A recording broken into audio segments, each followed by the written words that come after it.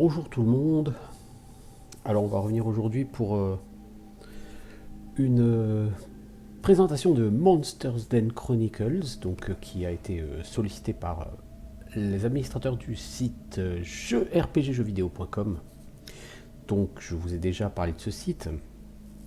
Et c'est un site qui propose généralement des nouvelles, des news sur des jeux vidéo, mais également qui fait des traductions françaises de certains jeux. Et c'est le cas donc pour Monsters Den Chronicles. Donc je vous mettrai en lien dans la description de la vidéo le lien vers les fichiers pour la traduction. Parce que vous voyez là le jeu est en français.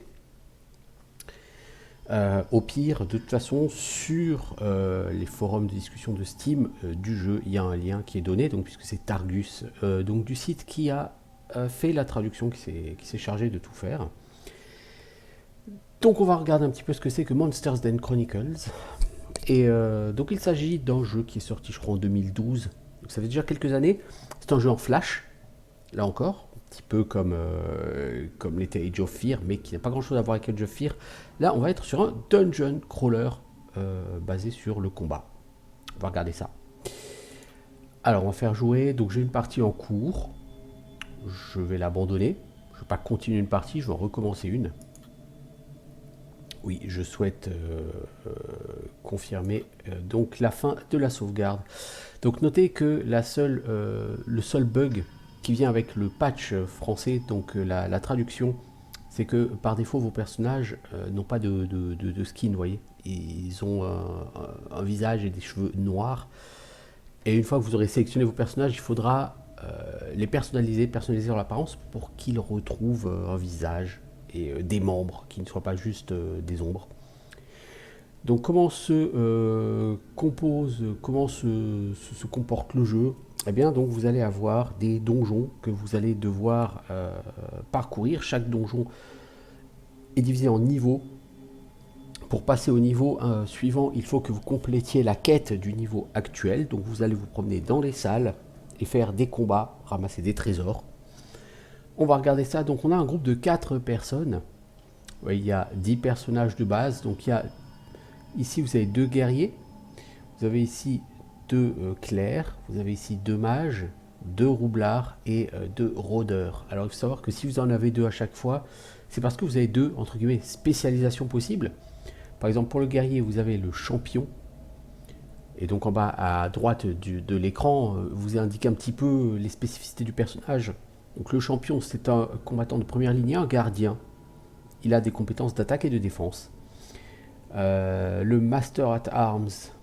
Par contre, vous voyez, ça c'est assez amusant, c'est pas traduit en français, mais bon, peu importe. Le maître d'armes, c'est un capitaine, il commande sur le champ de bataille, encourageant ses alliés vers la victoire. Donc lui, il a peut-être plutôt du buff. Stal, l'inquisiteur, clerc niveau 1. C'est un guerrier saint et un guérisseur équipé d'une armure lourde et d'une masse. Il apporte le châtiment divin.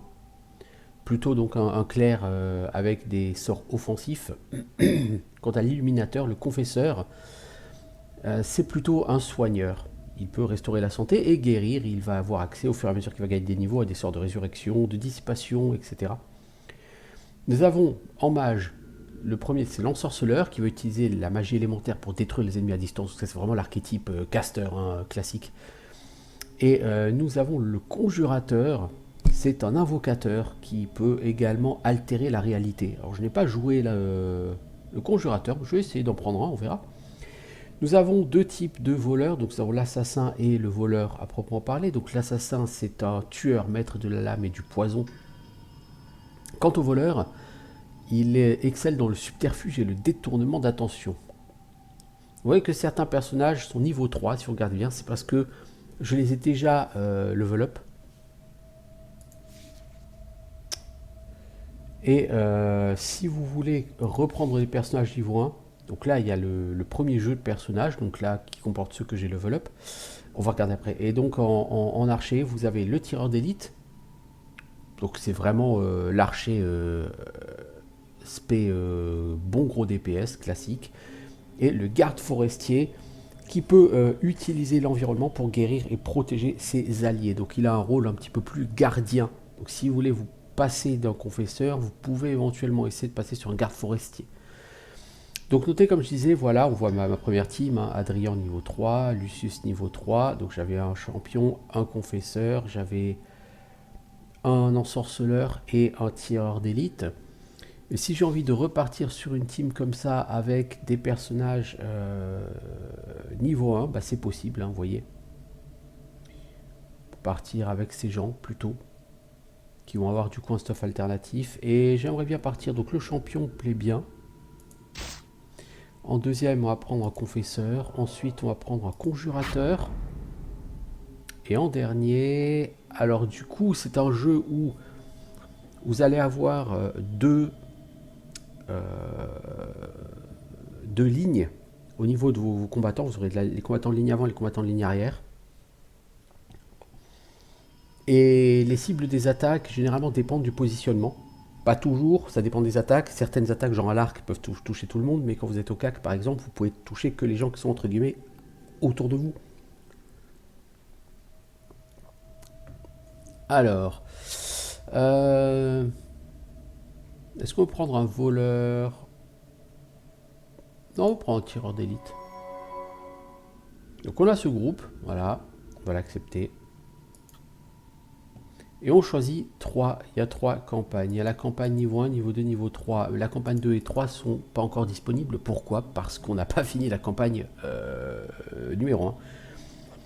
Donc on va jouer en difficulté normale. Les pénalités, on va voir ça après.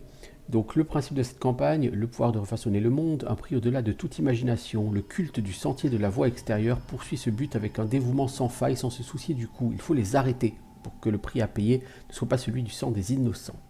Alors on peut modifier, on peut voir les autres campagnes, hein, 4, 5, 6. Donc il y a en tout 6 campagnes, chaque campagne, bah, ça va être un donjon, tout simplement. Donc on va sélectionner la campagne numéro 1. Le culte cruel de la voie extérieure affectionne le secret. Ses membres cachent leurs activités derrière un rideau de puissante magie et laissent derrière eux un peu de témoins en vie. J'ai du mal aujourd'hui.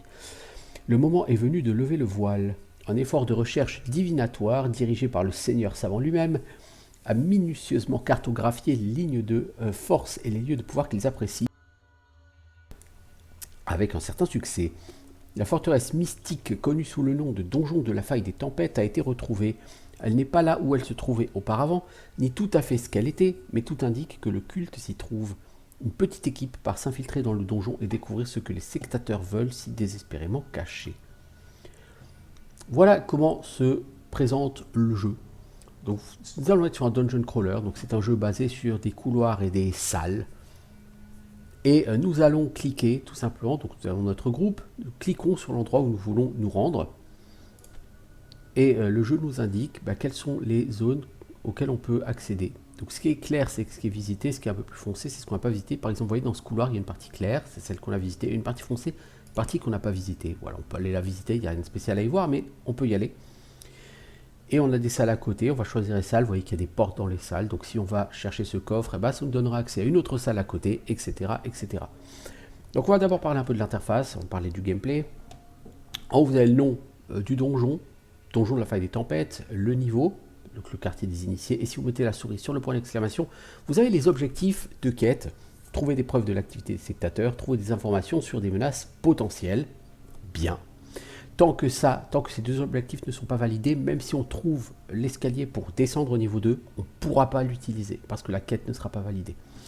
Ici, nous avons l'option quitter le donjon ou sortie non trouvée. Bon, ça c'est quand on aura trouvé la sortie, on pourra cliquer dessus pour se diriger automatiquement vers la sortie. Ici, le pourcentage des ennemis tués sur le niveau, le pourcentage des salles explorées, 4%. Ici, parchemin de Dupri, ce sont des parchemins qu'on a dans l'inventaire, nous en avons actuellement 5, ça nous permet de ne pas faire un combat. On peut passer à côté des monstres sans aggro. Ici en bas, nous avons l'écran de personnage qui nous permet d'accéder à la fiche de personnage. Et donc c'est là, on va cliquer là-dessus et on va modifier l'aspect de notre personnage. Donc on va personnaliser celui-ci. Couleur des cheveux, on va lui donner cette couleur-là, on accepte. Et vous voyez maintenant, il a un vrai portrait. Donc on va faire ça sur tous nos personnages, histoire de leur donner un vrai portrait. Coiffure, on va pas te prendre stylisé, toi on va te reprendre... Tu vas être dégarni, mon pote. Tu vas être un peu grisonnant. Voilà. Ensuite, notre mage.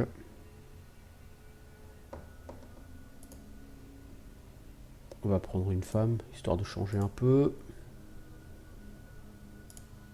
Qui sera un peu blonde. Voilà. Cheveux longs et raides, pourquoi pas.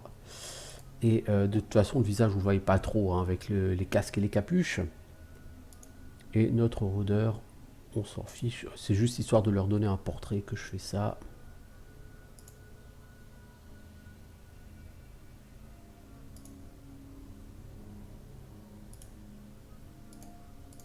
Voilà. Alors, donc sur les fiches de personnages, qu'est-ce que vous avez? On est sur un jeu dungeon crawler avec un côté jeu de rôle. C'est que les personnages vont avoir des statistiques qui vont être évolutives avec le loot et les niveaux gagnés. Donc d'abord, vous avez des points de vie. Vous avez un niveau, bien sûr, la classe, un niveau, un guerrier, des points de vie, des points d'énergie. Les points d'énergie vont être utilisés pour lancer des compétences. Par exemple, si je veux faire une attaque en puissance, ça me coûte 40 d'énergie. Mon personnage a 1 en force, dextérité, endurance, intelligence. Donc la force augmente les dégâts au CAC, la dextérité augmente les dégâts avec les armes à distance, l'endurance les points de vie, l'intelligence augmente l'efficacité des sorts. On est vraiment sur des trucs ultra basiques. Hein. Les mécanismes de ce jeu sont très simples, mais ils sont efficaces, ça marche bien. On a de l'agilité. Ce que je regrette, c'est le manque de tooltip, là, pour vous indiquer tout ce que tout cela fait. Donc il y a beaucoup de stats, il y a de l'agilité, vous avez de la régénération d'énergie, de la récup d'énergie après un combat, parce qu'après un combat, bah, vous pouvez regagner un peu de votre mana. L'énergie va se régénérer à chaque fois que vous allez découvrir une nouvelle salle. Vous avez de la réduction des dégâts qui dépend de votre armure, de l'esquive d'étourdissement, bon, la précision, tout ça jusque-là, ça s'explique tout seul, perçage des armures, chance de coup critique, vous voyez, 1% c'est un peu naze, récupération d'étourdissement, dégâts d'armes, valeur de l'armure, modificateur de dégâts et vigilance de l'ennemi, je pense que c'est l'aggro. Donc voilà, et l'agilité, je pense que c'est l'initiative. En dessous, on a 3 postures. Chaque personnage peut avoir 3 styles de combat qui vont modifier ses stats. Donc lui, il a la posture adrénaline, ce qui lui donne plus 100 d'esquive d'étourdissement et 10% de dégâts en plus. On pourrait le mettre en mode garde. Il réduit les dégâts subis sur la ligne arrière. Par contre, il perd son esquive étourdissement. Ça reste en stun, quoi, et son bonus de dégâts. On peut le mettre en frappe de balayage. Ses attaques ne peuvent pas être esquivées, ça lui donne de l'agilité et de la précision. Par contre, là encore, il perd ses modificateurs de dégâts, son esquive d'étourdissement. Donc pour l'instant, on va le laisser en adrénaline, c'est très bien. Et après les 3 styles de combat, vous avez les compétences du personnage, les compétences actives. Vous avez frappe, c'est l'attaque au CAC basique, 22 points de dégâts. Attaque en puissance, 29 points de dégâts, 130% de ses dégâts d'armes, mais ça coûte 40 en énergie. Et enfin, détermination, c'est un soin sur lui-même, et ça lui dispelle les conditions néfastes mentales et celles dues aux blessures. Et en tout, vous avez la barre d'XP. De la même façon, donc on a le clerc. Donc tous les personnages au départ commencent avec 1 dans chaque stat. Hein. À peu près les mêmes stats. Donc le clerc a un peu plus d'agilité. Notez, ça va être à cause du stuff. Donc lui, il a la posture bénédiction, ce qui augmente ses résistances. Perspicacité, ce qui applique la marque du jugement. Donc vous voyez dans le tooltip à droite ce que ça fait. Ça réduit la résistance au stun. Et la vitesse de récupération du stun chez les adversaires, et ça augmente le coût en énergie de leur skill. Ou alors vous avez rayonnement, les alliés adjacents se régénèrent. Je pense qu'on va d'ailleurs passer au rayonnement parce que augmente les résistances. Bah, au départ, je suis pas sûr que tu aies beaucoup de résistance. Et donc en compétence, il a la frappe au CAC, 19 de dégâts, il a un soin sur un allié ou lui-même, et châtiment, c'est une attaque magique à distance. Nous avons Ilir la mage. Donc ses postures sont maîtrise des sorts, 20% de chance d'avoir une compétence gratuitement. Donc quand vous lancez un skill, vous avez 20% de chance qu'il n'ait pas de coup, c'est très bien, plus 5 en précision. Canalisation, ça augmente l'agilité, donc ça augmente l'initiative, l'esquive d'étourdissement. Par contre, ça fait perdre de la régène d'énergie. Et enfin, armure profane, ça augmente la protection contre les dégâts et la résistance à la magie. On va rester en maîtrise des sorts. Donc sa compétence à elle, c'est frappe. Gel, une attaque de froid qui fait des dégâts et qui réduit l'initiative de l'ennemi, et projectile magique qui fait 13 points de dégâts qui a un bonus à la pénétration d'armure, et si ça vous met un debuff sur l'adversaire qui fait que si vous réutilisez rapidement un autre projectile magique dessus, et ben ça va augmenter ses dégâts. Vous voyez que pour l'instant, elle est mage. Elle n'a pas accès à des sorts de conjuration. Mais il me semblait que j'avais pris un conjurateur, et apparemment j'ai dû me gourer dans le mage. Enfin, Lambert, le rôdeur, tir appliqué, il perd de l'initiative, mais il gagne des dégâts et de la précision. Vous avez connaissance des soins. On pourrait réduire son coût en énergie de baume de la nature. Baume de la nature, c'est un sort de soin. Enfin, c'est un sort de régène de vie, techniquement, plutôt un hot. La régène de santé, ça augmente de 10 les compétences en soins. Donc ça, c'est très bien si vous voulez. Comme je disais, vous avez un des deux tireurs qui peut jouer un rôle de gardien, qui a des buffs de protection et des soins. Donc si vraiment vous l'utilisez comme soigneur, vous passez sur connaissance des soins ou style de combat. Vous avez concentration qui permet de réduire le coût en énergie de ses compétences et qui permet de régénérer l'énergie. Sur les combats qui vont durer longtemps, ça peut être utile. Mais de base, on va prendre tir appliqué pour avoir plus de précision et de dégâts. Donc l'attaque de base, 20 points de dégâts. Perçage, donc vous touchez 2 ennemis en colonne, enfin en ligne, et un sort de soin. Tout simplement. Ensuite, vous avez l'inventaire des personnages. Donc voilà tout ce qui est dans l'inventaire des personnages. Dans l'inventaire des personnages est partagé entre les groupes, puisque là, j'ai tout le reste de l'inventaire que j'ai avec mon premier groupe. Par exemple, ce tome de perspicacité, je l'ai eu avec mon premier groupe. Ce sceptre d'Ignus, c'était l'arme de base de mon mage. Vous voyez, ce mage, il a un orbe de quêteur. C'est une main gauche, plus 1 en régène d'énergie. Là, j'ai une main gauche qui donne 1% de chance d'utiliser une compétence gratuitement et 1 d'intel. Alors, du coup, je vais lui donner. Du coup, en dégâts. Alors, elle, par contre, elle a une épée. Je n'ai pas envie de lui donner une épée, je vais lui donner ça, ce sceptre. Donc, en dégâts, elle passe à 13. C'est beaucoup moins. Mais ça va être une attaque à distance. Ça dit, on va essayer de lui laisser l'épée, puisqu'a priori, le jeu propose de lui laisser une épée. On va voir. Donc, nous avons ici donc l'inventaire des personnages. Avec l'inventaire des personnages, vous avez un onglet d'accessoires, une épaulière, une arme main gauche, une main droite, ou une arme à deux mains. Ici, un emplacement d'anneaux, de casque, de plastron, de gants, de jambières et de bottes. Que du trait classique. Et donc, par exemple, si cette personne, j'ai des spalières lourdes qui donnent de l'esquive étourdie, de la résistance au stun, quoi, mais qui font perdre de l'agi. C'est-à-dire qu'il faut perdre de l'initiative. Je vais lui donner à lui parce que vous voyez, en armure, c'est la même armure que ce qu'il a. La pénalité d'agilité, il l'avait déjà. Mais ça lui donne un peu plus de résistance au stun.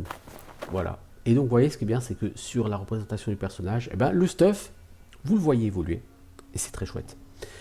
Et vous avez également des petites étincelles, sont comme des gemmes. Parce que si vous regardez les items, vous voyez, il y a une case emplacement vide.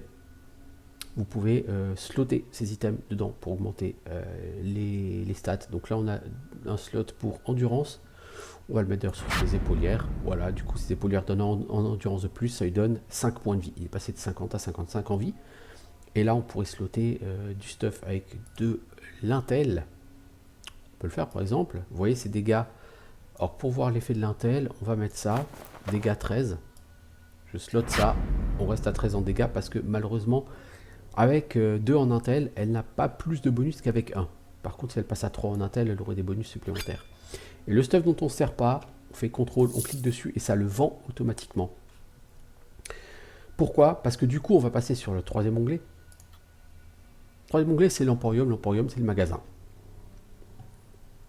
Et vous y avez accès à n'importe quel moment du jeu. Donc vous avez les armes, les armures, accessoires, des consommables, commandes spéciales. Voilà. Et si vous dépensez la somme d'or qui est indiquée ici, le magasin vous proposera plus de stuff. Donc vous voyez que là, en armes, j'ai déjà dépensé 2000 avec mon groupe précédent pour augmenter la sélection d'armes proposées. Si je veux augmenter la sélection d'armure, par exemple, ça me coûterait 2000. Et après l'achat, vous voyez ces bots, il y a écrit achète 250 de gold, j'en ai 394.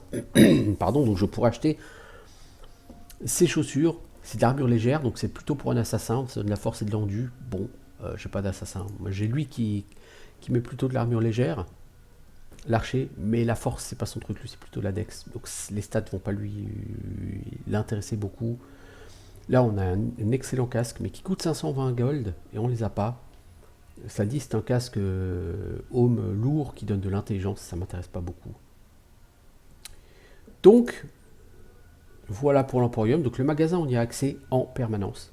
Et on peut réapprovisionner si on le souhaite. Ça coûte 200 gold. Vous avez des succès. Voilà, vous voyez que j'en ai réalisé quelques-uns. 13 sur 49, j'en ai déverrouillé. Chaque succès vous donne des points de renommée.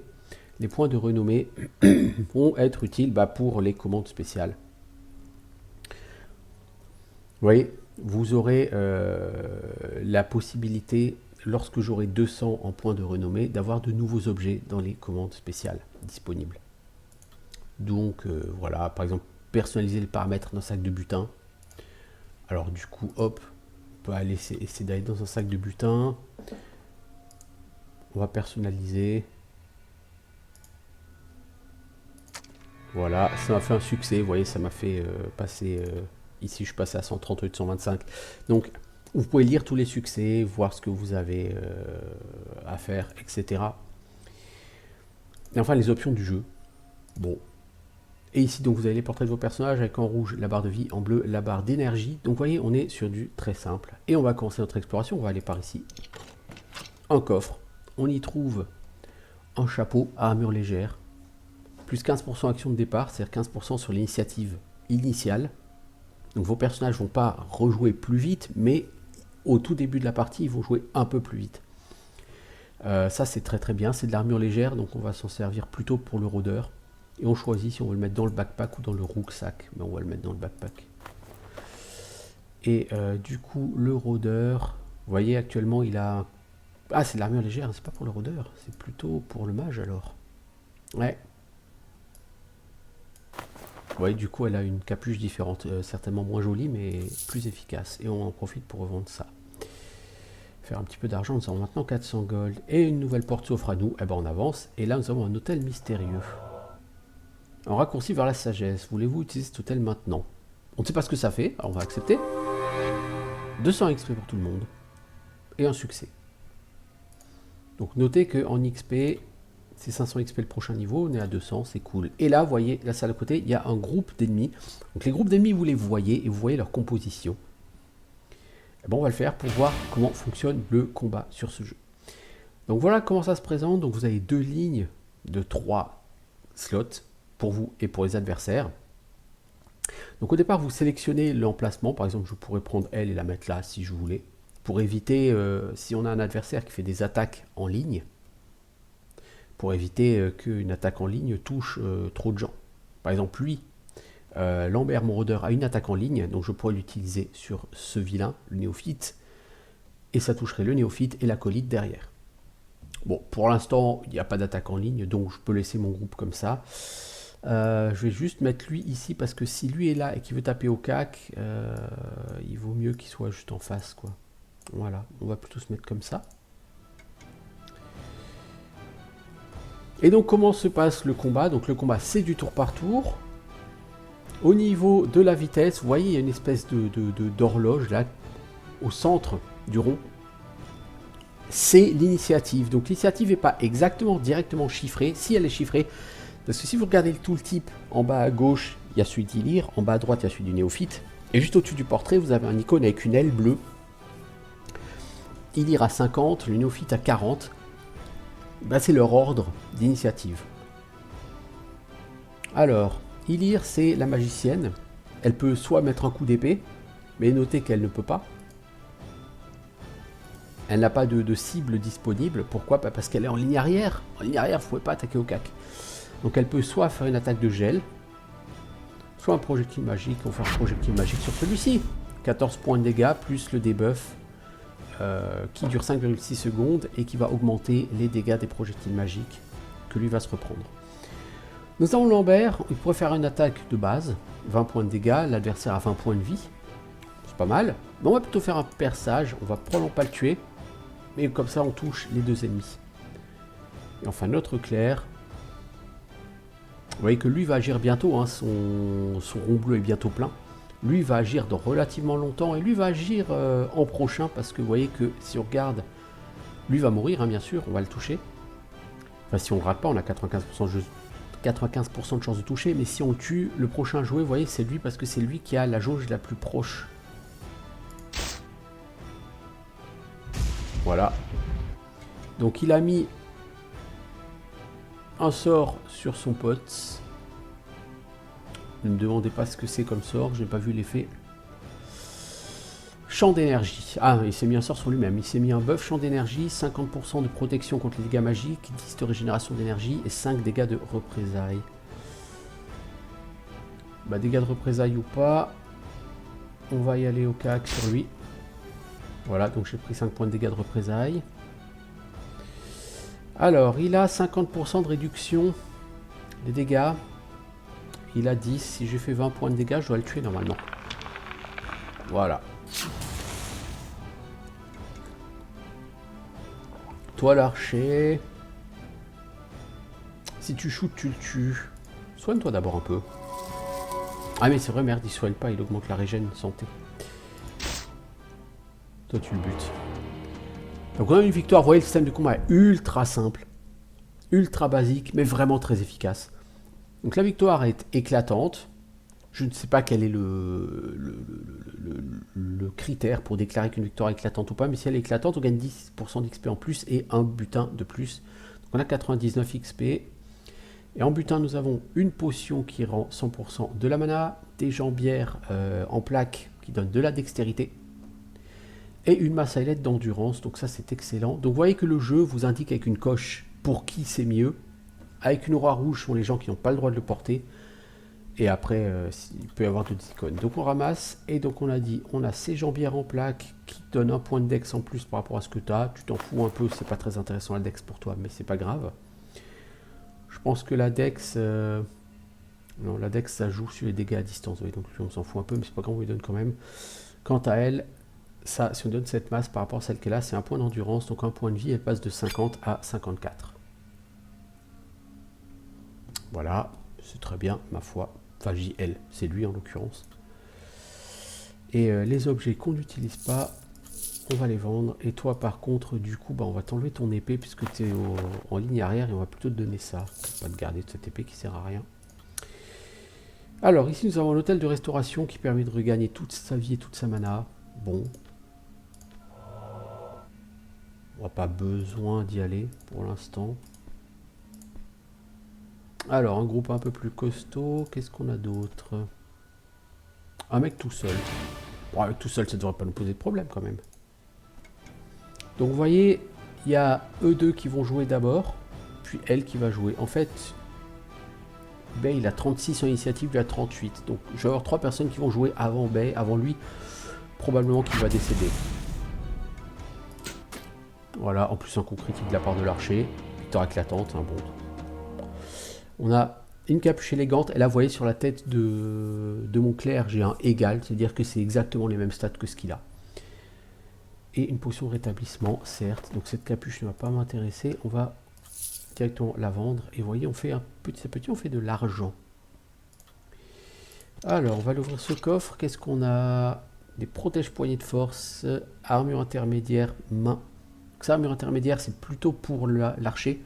Ça donne de la force, lui il s'en fout, ça donne de la résistance, ça par contre c'est intéressant. Donc des chaussures qui sont des items de 7, l'habit du clairvoyant. Ça donne 1 en intel, ça augmente la valeur de l'objet en or, bon ça on s'en fout. Mais le plus 1 en intel est intéressant parce qu'elle en chaussure a des chaussures 8 armures sans bonus, vous voyez.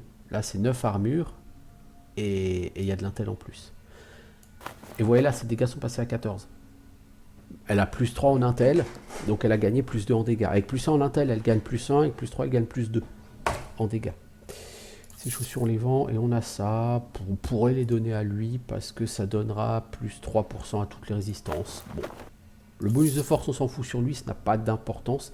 Vous voyez, en dégâts, il a 18, et c'est indiqué dégâts d'armes 18, dextérité bonus, pas force bonus. Donc lui, la force, il s'en fout un peu.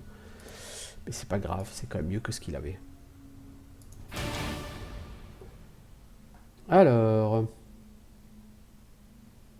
on va remettre là-bas. Pourquoi? Parce que lui, c'est un cac, donc il va pouvoir taper que les gens qui sont là devant lui. Donc normalement, lui ne pourra pas aller taper la position là-bas, donc il va se focaliser sur mon guerrier. Mon guerrier d'ailleurs n'a pas de casque. Qu'est-ce que c'est que ces conneries? Pourquoi j'ai un guerrier sans casque moi? Toi, tu vas shooter leur mage. Toi, tu vas shooter leur mage. Voilà, leur mage ne jouera pas. Quant à toi, tu vas mettre un coup de masse sur ce monsieur qui m'a raté. C'est très sympa. On lui met un coup de hache. Il est mort. Et on va pas utiliser de mana pour tuer celui-là, il n'y a pas de raison. Ok, il fait un peu de dégâts, mais il n'y a pas de quoi non plus fouetter un chat, quoi. Ok. Alors, nous avons des cuissards de l'omniscient. Alors, c'est du super stuff. Là, encore du stuff de 7. Parure de l'omniscient. Plus 2 intel, plus 5% d'énergie après un combat. C'est excellent, ce truc. Une hache à deux mains. Donc, personne ne va s'en servir. On n'a personne qui utilise des armes à deux mains. Une pommade cicatrisante. Donc, du coup, la hache, on va la vendre. Pas plus tard que maintenant. Et ce futal, on va le donner à notre magicienne. Qui va gagner de l'armure, de l'intel. Vous voyez, en dégâts, elle est passée à 15. Et elle va regagner un peu d'énergie après chaque combat. Donc ça, c'est excellent. Vraiment un excellent objet. 50 pièces d'or. Donc nous avons maintenant un peu d'argent. Vous voyez, nous sommes à 27% de salle explorée. Nous avons tué 25% des ennemis. Et bah, on va continuer. Hein.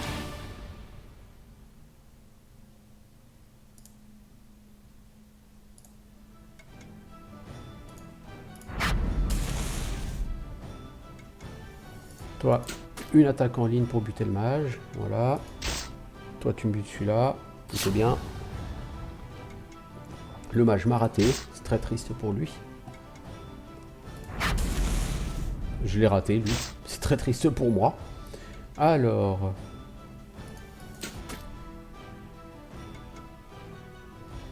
Toi, tu peux faire un petit smite sur lui. Voilà. Bah dis donc, le mage, t'as du mal à toucher. Ah, mais il a 90 de protection contre les projectiles. Ah oui, j'avais pas vu. Oui, donc le mage, tu vas servir à rien là contre lui. L'archer non plus d'ailleurs. Bah bon, les cacs s'en chargent. 132 XP, je pense qu'on a un niveau. On a un niveau et on va regarder comment se passe le level up. Donc vous voyez, jusque là, c'est vraiment un jeu très simple hein, au niveau des mécanismes. Nous avons une robe de répit. Vous voyez, là, il y a 3 emplacements pour sortir la robe. Donc c'est excellent. Potion de rétablissement et une hache d'empressement. Ça, c'est excellent. On a du très bon stuff là. Donc avant d'équiper les objets, on va commencer par faire le level up. Et on va commencer par notre guerrier. Comment se passe le level up? Vous choisissez une stat augmentée. Donc c'est la force. Contrôle les dégâts que vous infligez avec des armes de corps à corps. Et l'efficacité de certaines compétences. Alors, c'est nébuleux, mais bon, ça va être ses compétences de guerrier techniquement. Ça aide aux chances de stun et à la récupération contre le stun. Donc vous voyez, pour l'instant, il a 3 en dex, 3 en endu. Il a 2 en dex, 2 en endu, 1 en intel, 1 en force. Bon, on va lui donner de la force, comme ça il aura force 2. Il aura dex 2, endu 2 et intel 1. L'intel, il s'en fout. La dex, ça contrôle les dégâts que vous faites avec les armes à distance. Et les armes comme les poignards. Donc c'est vraiment un truc de voleur. Ça augmente la précision et l'esquive. Vous avez l'endurance qui augmente les points de vie, qui permet de résister aux blessures et de regagner de la vie après un combat. Et enfin l'intelligence qui contrôle les dégâts que vous faites avec les armes magiques et les sorts tout simplement. Donc ça vous donne des chances d'utiliser une compétence gratuitement et ça vous permet de régénérer un peu plus d'énergie après chaque combat. Donc vous choisissez une stat, bon, je prends de la force pour mon guerrier, et une compétence. On vous propose 3 compétences, vous en choisissez une qui sera rajoutée d'office à votre barre de compétences. Donc il y a cleave, se fendre, bon la traduction c'est plutôt fendre tout court, mais bon. Frappe tous les ennemis à portée de mêlée avec 18 points de dégâts. Ça coûte quand même 60 d'énergie, hein, ça coûte assez cher mais c'est efficace. Un coup de pied, ça fait 10 points de dégâts, ça repousse la cible si nécessaire. Pourquoi c'est intéressant? Parce que si en face vous avez un ennemi en ligne avant, un ennemi en ligne arrière, au cas que vous ne pouvez pas cibler la personne qui est sur la ligne arrière tant que la personne sur la ligne avant n'est pas morte. Donc vous pouvez avoir envie de mettre un kick pour repousser la personne de ligne avant en ligne arrière et pouvoir après vous en prendre au cac à l'autre personne de ligne arrière, si c'est un healer ou quoi que ce soit. Les murs de bouclier. Vous adoptez une posture défensive, votre protection contre les dégâts augmente, les ennemis concentreront leurs attaques sur vous. Ça c'est un truc de tank, mais on va prendre cleave pour commencer.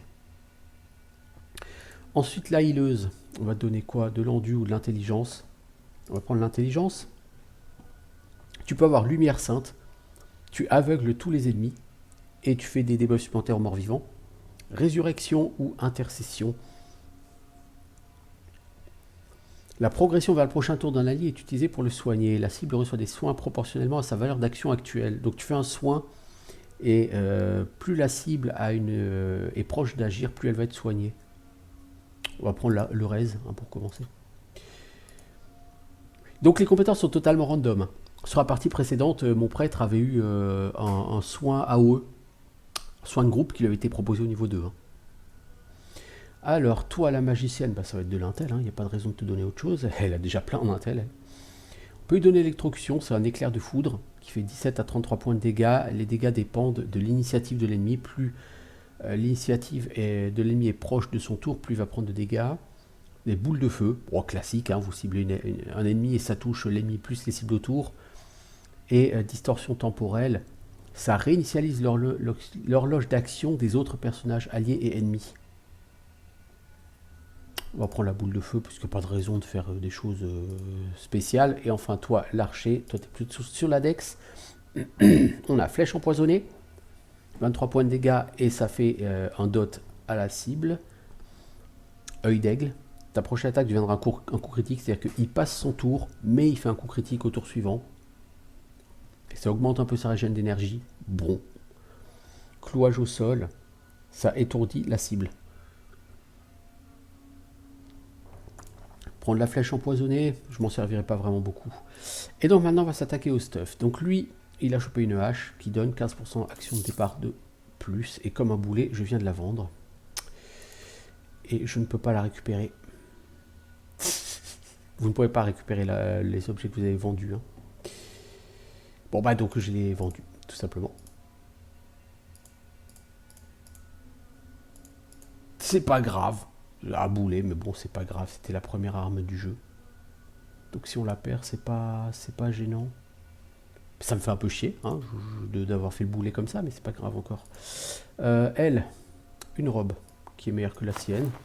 Donc là, on va vendre la sienne maintenant. Ils ont un pantalon. Ah, mais ça remplace... Ah non, elle a eu les cuissardes. Ok.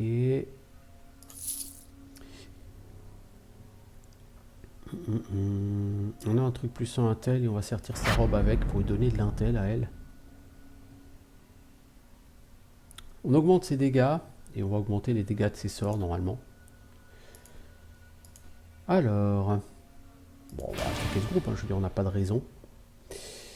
Alors, la formation de combat me plaît bien. Donc c'est elle qui joue en premier. On va tester la boule de feu sur lui. 24 points de dégâts sur lui, 17 sur ses voisins. C'est tout à fait satisfaisant parce que derrière, hop, on fait un shoot en ligne. Très très efficace, tout ça. Voilà. Et c'est à lui de jouer. Ouais, picote un peu, mais bon, pas mort d'homme. Combat relativement facile. On a une bandoulière de provision du chef éclaireur. C'est un accessoire qui n'est utilisable que par les voleurs. J'ai pas de voleurs. Ouais, les stats, elles sont énormes. Ben, bon, j'ai pas de voleurs. Des potions de rétablissement et un élixir de promptitude. Prochain combat, vous gagnez 15 ans en initiative. Ça, avant un combat de boss, c'est intéressant. Ouais, du coup, au niveau de l'Emporium, je peux réapprovisionner pour voir ce qu'on me propose. Et là, on me propose beaucoup d'armes à deux mains. Et je trouve que sur ce jeu, il y a beaucoup d'armes à deux mains. Toi, l'archer, je pourrais te prendre cette arbalète. Tu perdrais 5 en initiative. Mais ça empoisonne l'adversaire. Et ça fait des gros dégâts.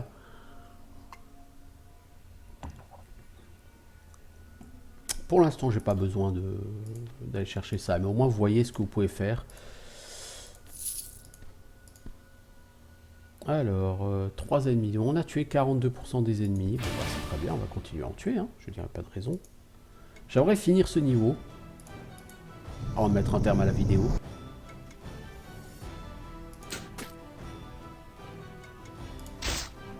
Voilà, lui va jouer. Bon, 10 points de dégâts, c'est plutôt minable. Ce sont des combats assez faciles pour l'instant. Alors, un casque en plaque.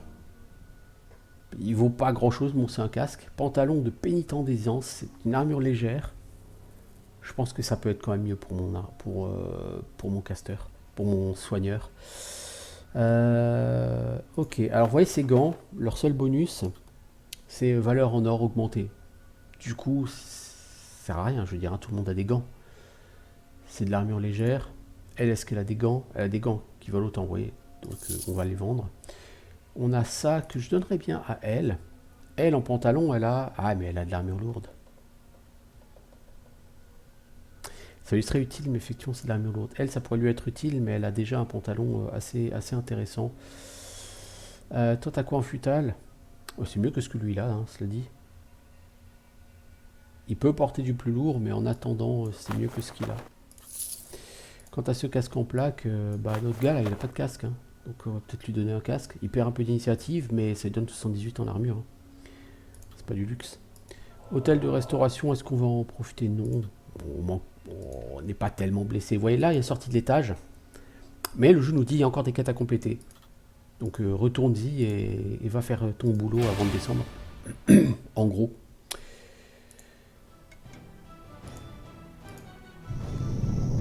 J'aime bien commencer sur une boule de feu. C'est toujours satisfaisant.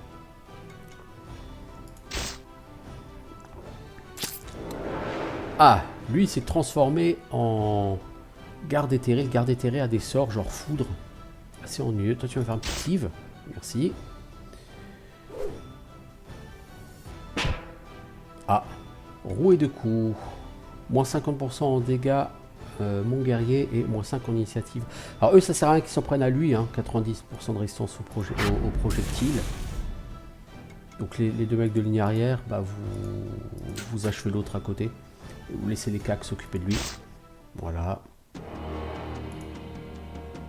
Une hache à deux mains qui me sert à rien, des bottes, armure intermédiaire, vol de santé. Et un crâne, c'est une main gauche.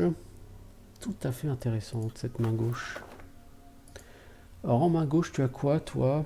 Un tome qui donne plus 2 en intel. Ah ouais, non, plus 2 en intel, c'est un peu trop bien.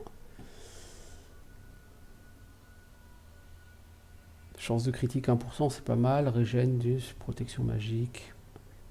Ouais, on va le garder au cas où, mais on va pas... toi, ces bottes, c'est mieux que ce que tu as à tous les niveaux. Hein, donc évidemment, on va les utiliser. Ça, on vend parce que les achats de main, on s'en fout.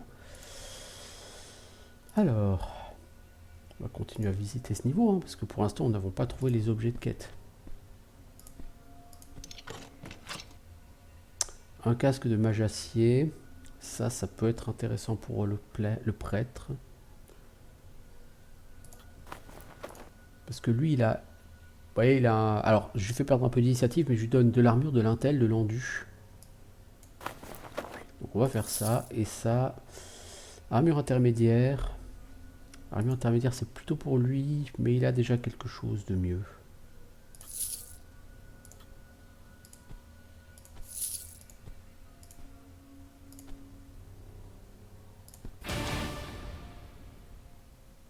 Ok.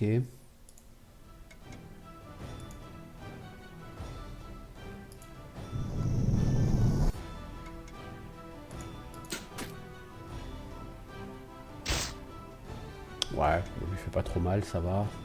Vous voyez, mon clerc peut pas taper sur lui à droite parce qu'il est trop loin. C'est pour ça que le positionnement au début de partie a quand même du sens. Bon, par contre, s'il n'y a plus personne à gauche, bah là, le clerc va pouvoir l'attaquer, évidemment. Alors, c'est qui le prochain jouet? C'est lui. Bah, on va le tuer, lui. Alors... Beaucoup de loot hein, sur ce jeu, mais c'est très plaisant. Armure légère poitrine, plus 10 bonus en cas de soins reçus. Hache et des cuissards d'armure intermédiaire. Ouais. Alors, techniquement, c'est quoi? Ça, c'est de l'armure légère, donc c'est plutôt pour elle. Elle a déjà une robe plus intéressante. Et toi, t'as quoi? Toi, moins bien, cela dit. C'est pas très beau, le skin est plutôt vilain, mais bon. Armure intermédiaire, si on te donne ça, tu gagnes de l'endu, tu perds de la J, tu gagnes des dégâts de représailles. C'est pas super intéressant. Je vais le garder, mais je trouve pas ça super intéressant.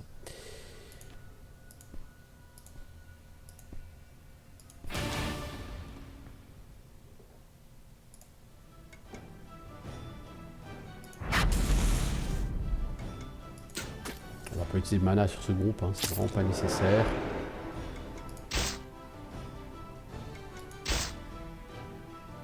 Quoique, c'est lui qui va agir avant moi. Bon, je n'ai pas pris des gros dégâts non plus. Une baguette, régène énergie, ça c'est très bien parce qu'elle, elle a une baguette de base. Vous voyez, donc là au moins elle gagne un de régène d'énergie. C'est toujours ça.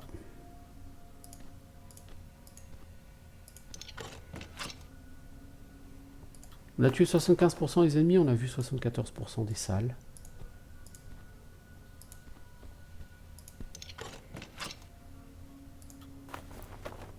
Alors ici on a un mec tout seul. Je pense que ça ne devrait pas nous poser trop de problèmes.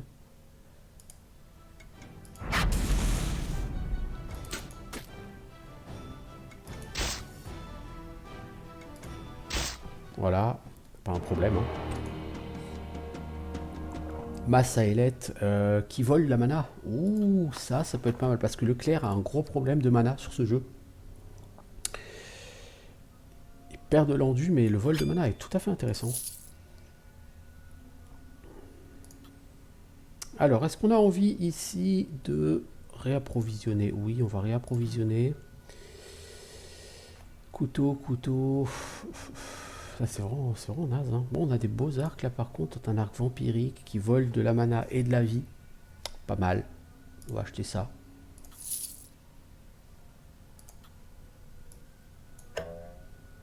Oh, ce bruitage. C'était magnifique.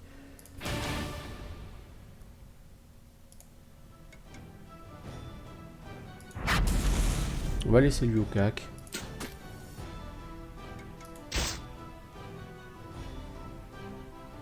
Alors, fanatisme, récupération de stun, plus 20% de dégâts, résistance mentale. Ouais mec, mais tu vas mourir comme derrière, ça sert à rien ce que t'as fait.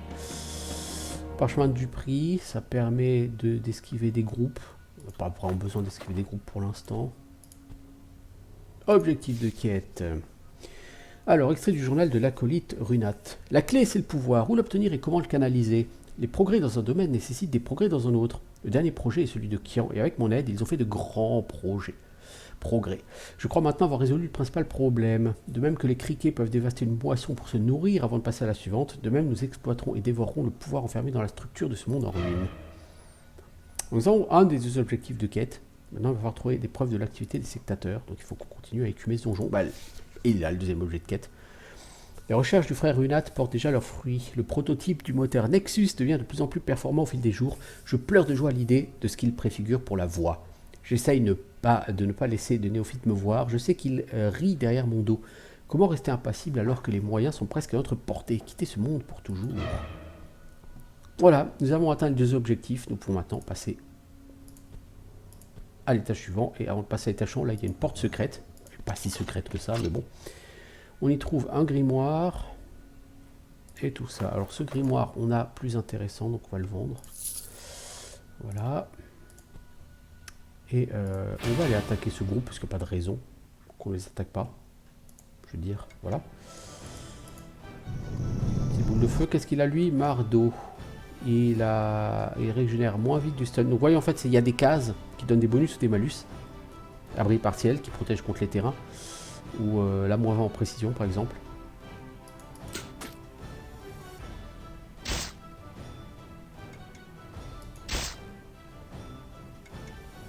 Un petit cuve, c'est bon pour la forme. Voilà, une hache à deux mains qui nous sert à rien, c'est pas grave. C'est toujours de l'argent. Et donc là, nous avons vu 97% des salles, il n'y a plus que ça à faire. On va en profiter pour se soigner, hop. Et voilà, 99%, donc il y a 1% qu'on n'a pas vu. Et ce pourcent, c'est quoi? C'est ça. Voilà, étage entièrement exploré. Nous pouvons maintenant passer au deuxième étage. Donc voilà comment se joue ce jeu. C'est un jeu extrêmement simple. Hein. Donc vous faites tous les étages d'un donjon. Quand le donjon est fini, cette campagne se termine. Vous débloquez la campagne suivante avec un grand donjon. Donc le jeu va pas vous prendre 50 heures pour se terminer, mais l'intérêt, c'est la rejouabilité parce que les donjons sont générés procéduralement, parce que les loots sont random. Et je trouve que c'est un jeu assez addictif au niveau de son gameplay. En avant, on va les ateliers de la Forge du Néant, là où le culte fabrique son étrange technologie. Les journaux des acolytes parlaient d'une nouvelle génération de machines du néant, avec une puissance suffisante pour détruire le monde d'un seul coup. Une menace qui dépasse nos pires craintes. Nous ne pouvons la tolérer. À n'importe quel prix, le prototype doit être retrouvé et détruit. Les connaissances utilisées pour créer une telle abomination doivent aussi disparaître ici et rapidement. Découvrez et brûlez tous les documents techniques utilisés pour sa création. Et plus important encore, trouvez et réduisez au silence le génie tordu derrière tout ça, Runat. Voilà, donc on arrive au deuxième étage et ça va se gérer de la même manière que le premier étage. La différence, c'est qu'à partir du deuxième étage, vous avez des portes ici avec un verrou, des portes qui sont bloquées et que vous ne pourrez ouvrir qu'avec un levier. Donc on va commencer par... on va continuer quelques instants. Pas très longtemps, cela dit.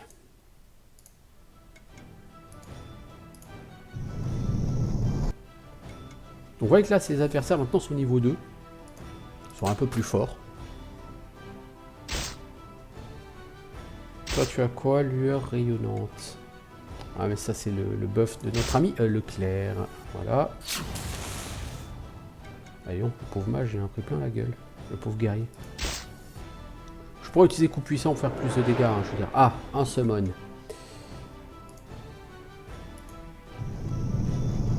Ah, c'est fâcheux. J'aurais bien aimé tuer celui-ci. Alors, le summon m'a mis un debuff. Moins 30 esquive et précision. C'est fâcheux.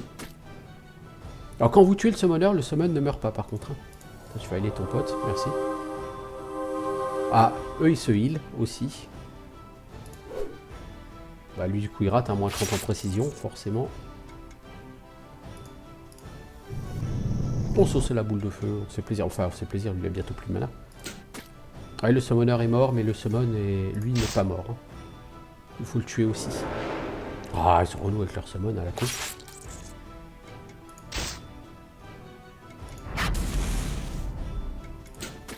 Voilà. Le 165 XP, hein, c'est tout de suite plus intéressant. Et vous voyez, là, ici en bleu ciel, vous voyez la quantité d'énergie qui est regagnée après la victoire. Alors, une masse ailette qui a plus de chances de stun et qui fait perdre une initiative quand elle touche. Une chemise d'esquive, un sceptre de venin. Alors, on va regarder tout ça d'un peu plus près. Niveau XP, on en est où? Oh, on est bientôt niveau 3. Hein. Alors, sceptre de venin par rapport au tien. Sur une attaque, tu as 75% de chance d'empoisonner l'adversaire. Je préfère ta régène d'énergie. Ça, c'est de l'armure légère. C'est plutôt pour elle l'armure légère, mais elle a déjà mieux. Il préfère garder ce qu'il a, oui. Et elle, elle vole la mana, mais elle fait moins de dégâts. Ok.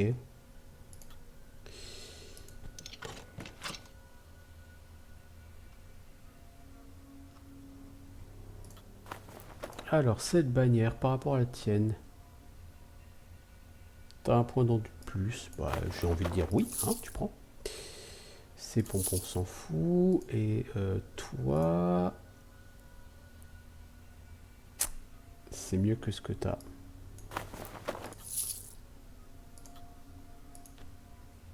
Alors là-bas, nous avons deux sectateurs. On n'a pas le choix. De toute façon, on n'a pas d'autres salles que celle-ci.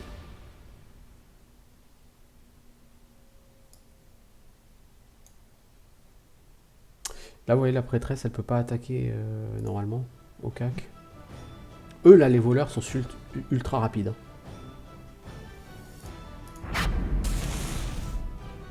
Alors, il est sur un truc qui réduit sa précision. Ouais, au cac, je peux pas l'attaquer. Le voleur.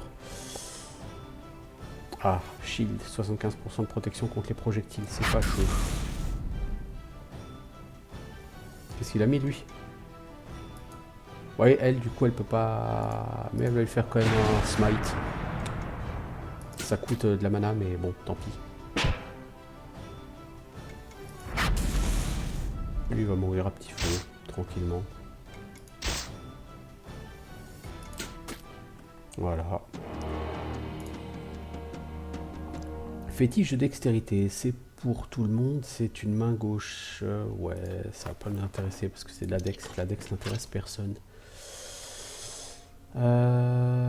Rembourré chaussures de dextérité. Ouais. Est-ce qu'on a quelqu'un qui... Enfin, chaussures de dextérité, c'est pour lui. Je veux dire, elle, ça lui sert à rien, les chaussures de dex. On va vendre tout ça qui ne sert à rien. On va pas prendre aller sur cet hôtel.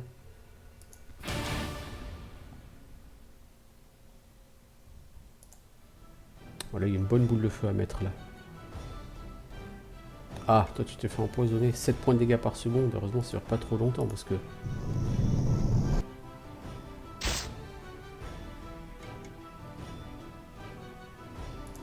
Toi tu vas te healer un peu. Voilà. Un petit cleave. J'aimerais bien que lui joue, mais le problème c'est que lui il a tellement perdu d'initiative qu'il va jouer très tard. Le mage a eu le temps de faire 2 boules de feu.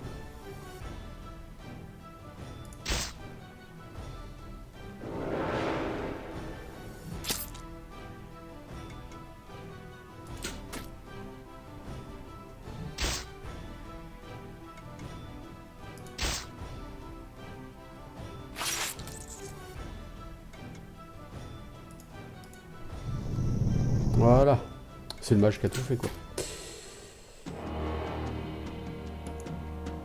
Alors, nous avons un niveau pour tout le monde, ce qui redonne full vie, full mana. Un crâne d'intel, 2 intelligence. Oh, il est très beau ce crâne. Très beau. Alors, du coup, on a un level up. Sur le guerrier, qu'est-ce qu'on va prendre? On a plus d'endurance, alors on va prendre un peu de force.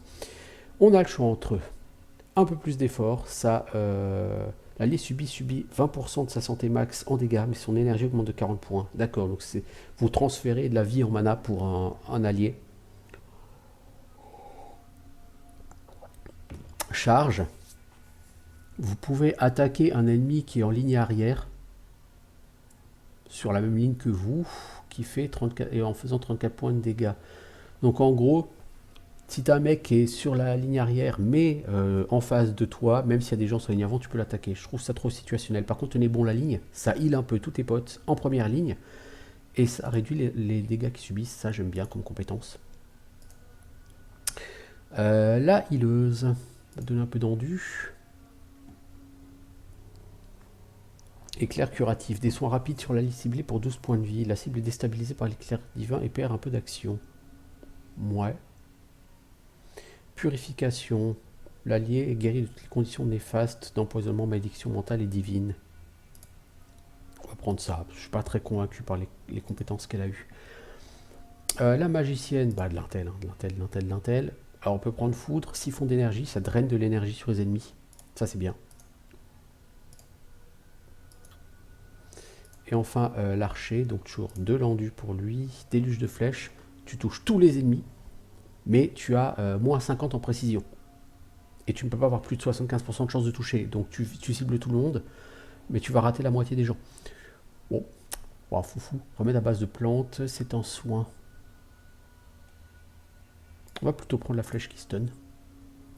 Et est-ce qu'on a eu du loot? On a eu cette arbalète qui n'est pas très intéressante. On a eu ça par contre qui peut être éventuellement bien pour elle. On va lui donner parce qu'il y a de la régime d'énergie et qu'on peut le sertir. Contrairement à ça. Alors on n'a plus rien pour sertir.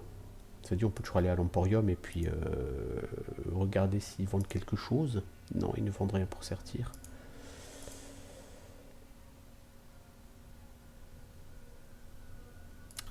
Bon, écoutez, voilà. Hein, je pense qu'on a un petit peu fait le tour du gameplay de ce jeu.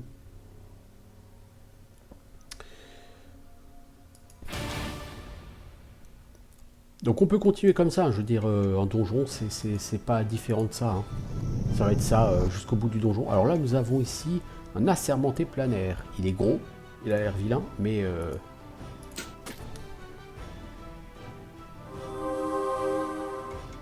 Je sais pas s'il est tellement méchant. De toute façon, si on veut...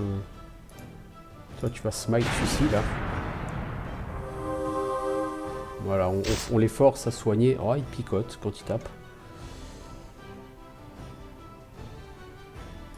Toi, tu vas healer et augmenter la résistance aux dégâts. On va vous apprendre à vous soigner, vous. Raté. Voilà. Ah, il invoque... Ah, il reste des gens, lui. Bon, bah, ça me permet de faire un cleave, hein, écoute. Voilà.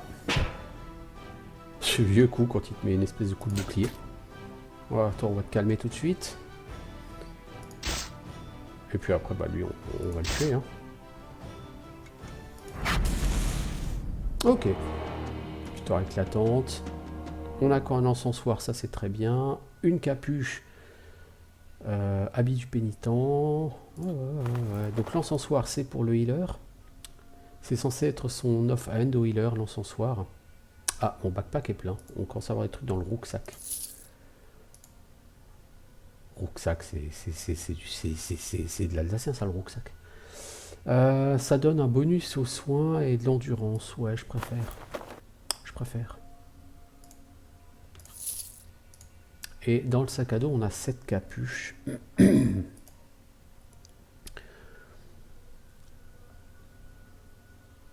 Habit du pénitent.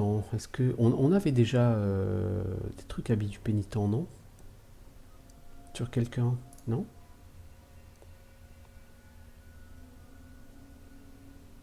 Ah, lui. On va lui donner ça. Il perd un peu en armure, mais il va gagner en régène santé, en endurance.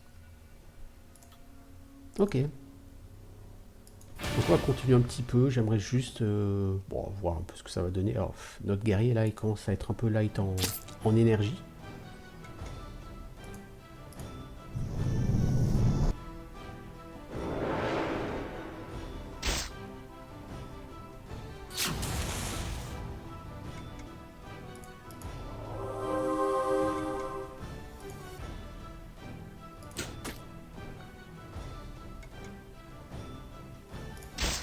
Voilà, on va... Ah, je pensais le tuer, lui. Ah, c'est fâcheux. C'est fâcheux. Coup critique sur le healer. Oh, c'est pas bon, ça.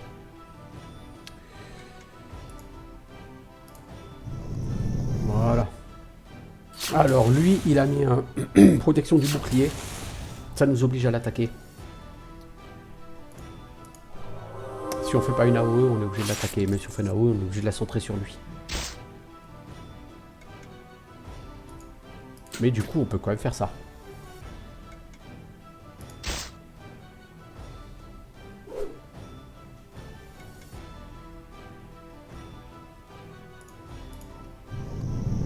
Voilà, là tu le summon. Alors lui s'est mis protection magique. Lui, il a refait son summon. Casse-couille bien comme il faut. Ça dure encore 1 seconde 43. Hein. Ah, le problème, c'est qu'en plus, il a protection contre les projectiles à fond. Donc toi, tu vas plutôt mettre ta régène de santé sur ton pote.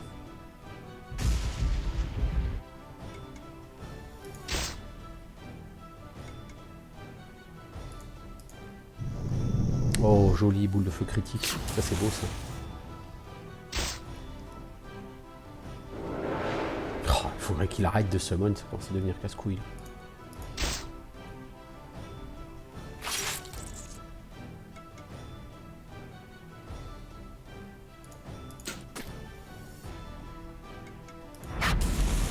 Voilà, tu vas arrêter de summon, toi.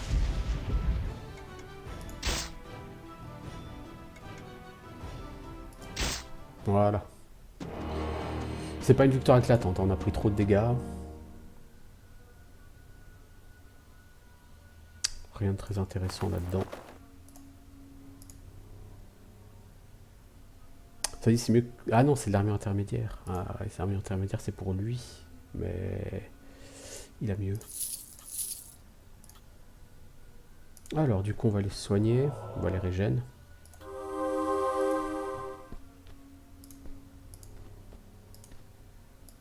Ah oui, il y avait un hôtel de restauration ici. Bah, du coup, on le garde. Alors, qu'est-ce qu'on a d'autre que ces sectateurs? Ah, rien. Alors, pour l'instant, ce niveau est quand même particulièrement linéaire.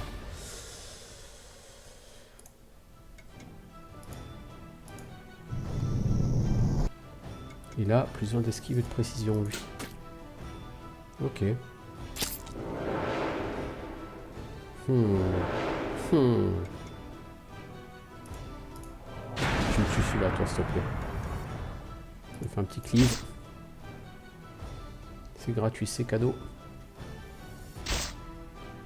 Il a protégé son pote.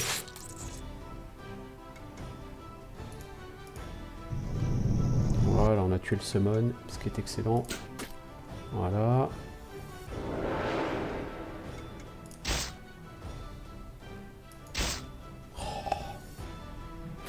Oh, le truc casse-couille.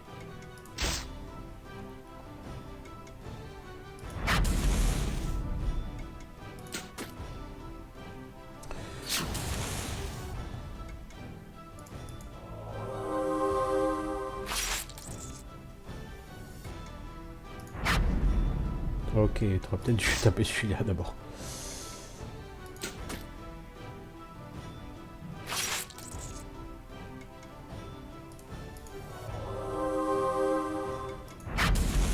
Voilà. Lutin incontesté. On a une étincelle de force, des spalières de plaques et un bâton. Ok, alors les spalières, le jeu nous dit que c'est mieux que ce qu'elle a elle. Déjà, elle a rien sur le dos. On a rien sur le dos?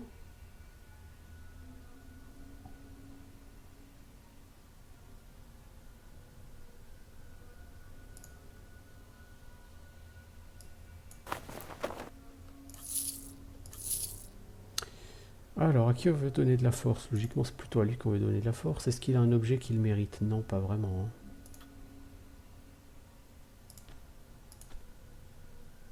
Ah, voilà, machine Nexus. C'est une espèce de boss. Quand on l'affronter, on va aller là.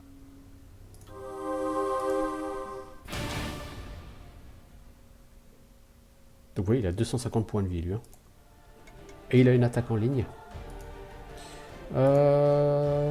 On va commencer par essayer de shooter les mages. Non, on va faire un tir normal. Putain, ne laissez pas 2 points de vie, quoi. Et voilà. Bon, j'achève.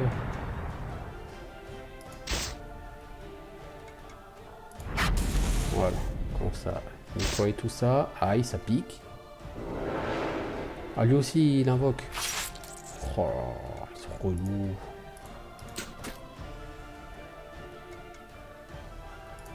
Toi, tu te soignes, s'il te plaît. Voilà. Toi, tu buffes en résistance. Oh. Monsieur Casse-Couille. Voilà. Donc on n'aura plus la tête très longtemps, lui.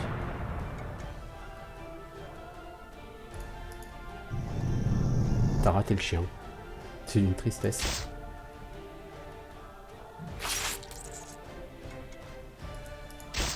Voilà. On n'a plus que le boss et c'est pas plus mal. Toi tu vas soigner. Enfin tu vas mettre un hot sur ton copain. Ouf, ouf, ouf, elle a pris la foudre littéralement elle. Donc on augmente un peu les dégâts hein, parce qu'elle a toujours ce bonus.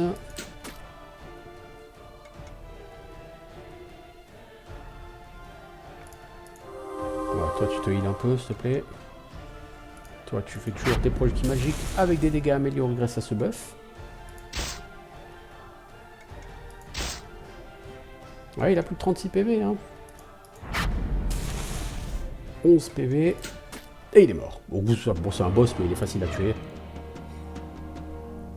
C'était un des objectifs de quête du niveau. On a une arbalète assez excellente. Ah, on a du beau stuff. Hein. On a du beau stuff. On va regarder ça ensemble. Donc, c'était l'un des objectifs de quête. Trouver, détruire les documents techniques, trouver, détruire le prototype et explorer et traquer l'acolyte. Alors, qu'est-ce qu'on a chopé? Un casque en cuir, on s'en fout.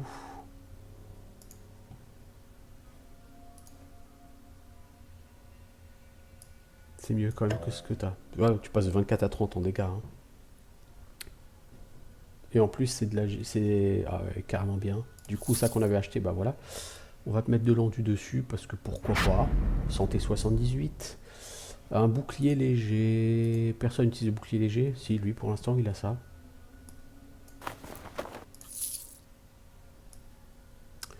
Je voudrais sortir un truc en force, mais non, pas encore. On a un carquois. carquois. Le carquois, c'est... Il a un carquois 3J. On pourrait donner de l'intel, ça sert à rien. Franchement, plus un intel, ça sert à rien. Du tout. Et toi, ça sert à rien du tout.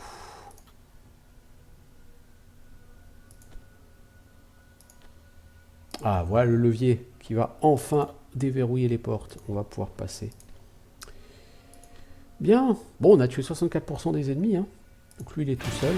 Ah bah. La personne gardait le passage vers le niveau suivant. Ah, avec l'arbalète, il picote lui maintenant. Un casque en plaque et une épée à deux mains qui nous intéresse clairement pas.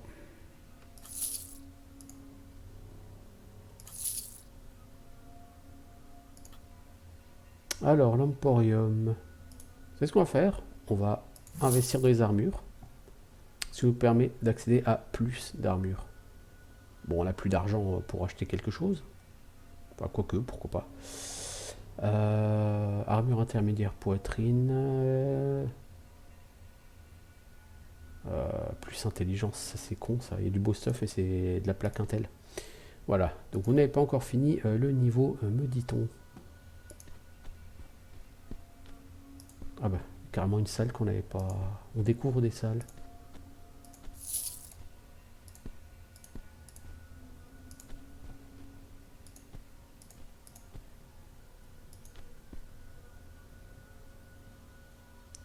Bon, quoi qu'il arrive, moi je vais m'arrêter là, parce que ça fait plus d'1h10 que je suis sur ce jeu. Je pense que vous avez vu les mécanismes, on a fait 2 level up. Vous avez vu comment se passe le combat, le système de combat est ultra simple, les mécanismes du jeu sont ultra simples. Mais c'est ultra addictif, je veux dire, ça fait une demi-heure ou 20 minutes que je dis je vais m'arrêter. Mais vous avez toujours l'envie de faire une petite salle de plus, puis un petit combat, parce que les combats sont rapides, ils sont assez nerveux, ils sont assez dynamiques. Et vous faites comme ça du dungeon crawling ultra simple. Alors c'est ultra simple, ne cherchez pas, il n'y a pas plus que ça. Avancez dans les salles, découvrez des salles, tuez des mobs, ramassez du loot, vous équiper, revendre, investir dans le marché pour avoir plus de stuff et du stuff potentiellement de meilleure qualité. Et vous faites ça, vous répétez. Et c'est tout, hein, je veux dire, c'est ultra simple. Mais c'est efficace. Et pour les gens qui n'aiment pas l'anglais, c'est traduit en français. Donc grâce à Targus, encore une fois, hein, il y a le site RPG Jeux Vidéo. Et c'est une excellente idée d'avoir fait cette trad. C'est quand même un jeu où il y a de la lecture. Après voilà, comme dit, c'est un jeu basique, c'est un jeu simple. Bon, c'est un jeu à 5 € sur Steam. Un jeu en flash. Mais comme dit, voilà, c'est un jeu qui marche vraiment très bien. C'est une bonne introduction à la franchise Monster Den, parce qu'il y a d'autres jeux dans cette franchise qui existent. Et ma foi, voilà, donc ça montre vraiment qu'on a un jeu avec un gameplay simple mais efficace. Que dire de plus? Donc voilà, c'était une petite intro sur ce jeu. Je ne vais pas forcément faire de let's play parce que j'ai pas le temps. Voilà, ces temps-ci, mais c'est un jeu qui peut vous occuper pendant vos moments perdus, un peu comme Dark Quest 2, vous voyez, c'est le genre de jeu où si vous avez une petite session de 15, 30, 40 minutes de jeu, pas plus, c'est vraiment fun, vous y allez, vous avancez un peu, vous faites du donjon, encore une fois c'est simple, c'est dynamique, c'est droit au but, donc pour les petites sessions de jeu, c'est tout à fait efficace comme jeu, et pour les longues sessions de jeu, c'est assez addictif pour que vous ne voyez pas le temps passer, donc c'est vraiment un jeu qui est bien fichu. Jeu qui est bien ficelé et je dois avouer que la trad française elle est de bonne qualité. Il y a peut-être 2-3 trucs, voilà, mais honnêtement vu la quantité de texte à traduire, parce qu'il y a quand même pas mal de texte, c'est du très bon boulot. Voilà, comme dit, la seule chose c'est que si vous mettez la trad française au début de chaque session de jeu, vos personnages n'auront plus de portrait, il faudra que vous personnalisez leur portrait. C'est pas vraiment gênant, comme dit, vous allez sur la feuille de personnage, vous cliquez sur les petits engrenages. Et là, vous cliquez sur aspect et vous choisissez une couleur de peau, une couleur de cheveux, un type de coiffure, etc. Bon, on s'en fiche parce que vos personnages, on ne voit pas leurs cheveux. Normalement, elle, si par contre, c'est-à-dire que j'ai... Ah si, elle a quand même un chapeau. Si c'est pas ses cheveux en fait qu'on voit, c'est son chapeau. Ok. Donc voilà. Bon, bah, je vous dis à bientôt. Ciao tout le monde.